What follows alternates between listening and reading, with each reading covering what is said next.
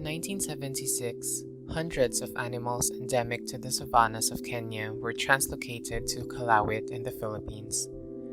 Ecological and ethnic impunity by the conjugal autocracy of Ferdinand and Imelda Marcos reached new heights in the displacement of both non-human and human agencies. In the process of this dark terraforming and savannification, large swaths of bamboo forests were wiped out. 250 families of mostly Tagbanwa people were sent to Halsey Island, a former leper colony.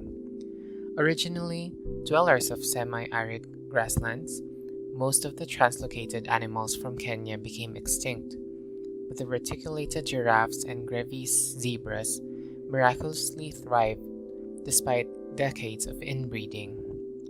In 2021, even during the COVID-19 pandemic, its modern incarnation, the Kalawit Safari Park, opened to tourists.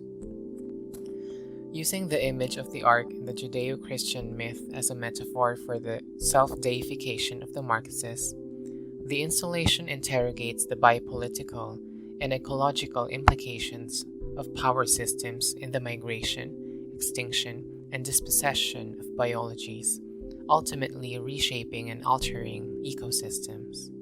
Here, Noah's Ark is not seen as salvific, but rather as a denaturing intervention, a vessel facilitating the transnational network of human and non-human trafficking.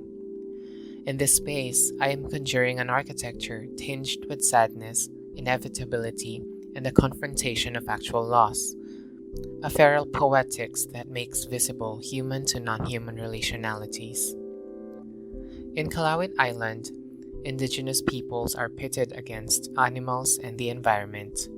The ark articulates this by having two sections: the cage, which is made of a porous chain-link mesh, symbolizing the encasement and displacement of non-human agencies.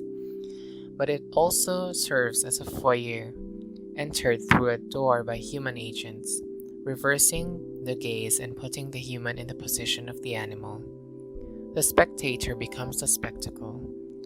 The second part, the inner sanctum of the cell, contains a light box of an image of the artist in a giraffe drag, the Dear Woman, an homage to Eddie Romero's 70s blaxploitation film, The Twilight Men, signaling the juncture of human and animal agencies entangled in biopolitical, necropolitical, and carceral.